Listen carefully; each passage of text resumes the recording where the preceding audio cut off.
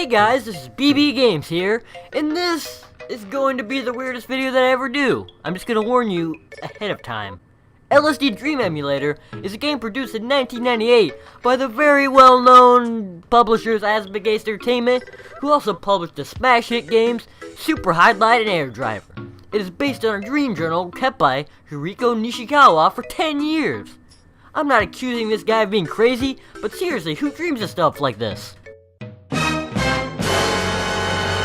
This game goes for ridiculous amounts of money nowadays because of the combination of it only being released in Japan and how rare it is. If you were to buy a copy of this game on eBay right now, you'd probably be paying around $300 for it.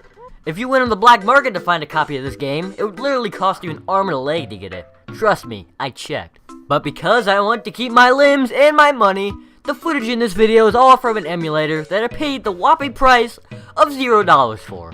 Yay for pirated games! This is the weirdest game I've ever played.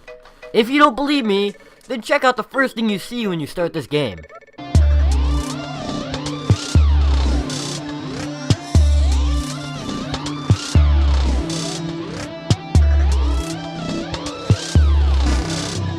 If that didn't convince you that this game is weird, then you either A, live in Japan, where this kind of stuff is normal,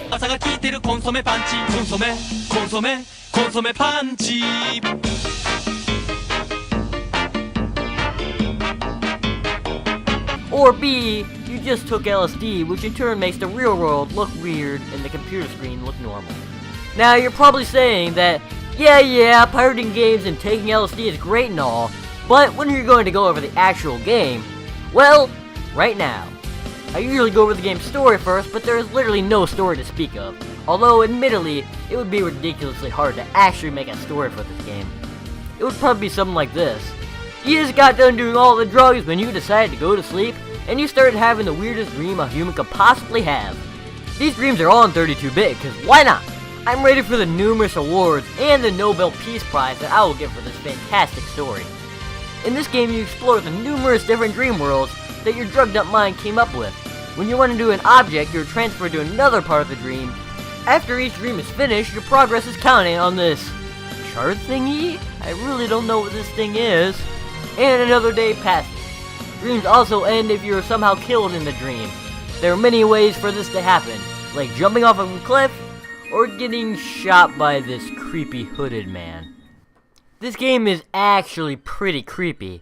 There have been many creepypastas about this game, and for some reason, whenever somebody Let's Plays this game, they always end the Let's Plays after just a couple of parts. Pretty weird, actually. This guy from Two Guys Gaming even claimed to have played this game during his sleep. Here's a quick clip of that.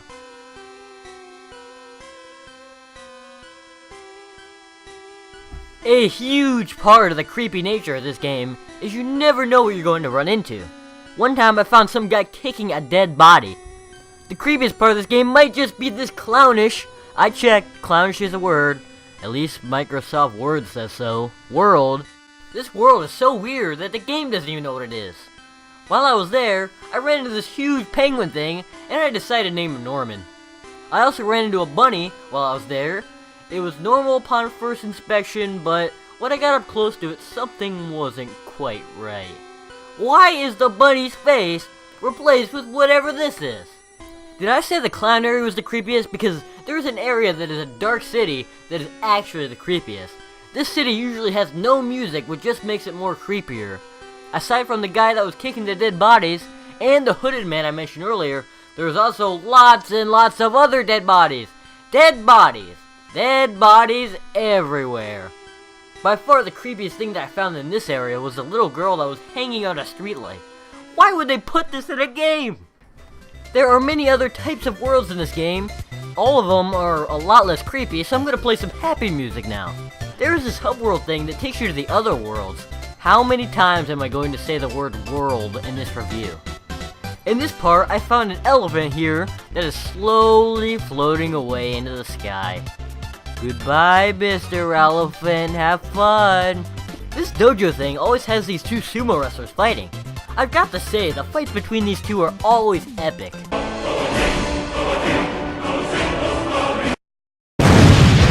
For some reason, there's a human intestine, or at least that's what it looks like, connected to the dojo area.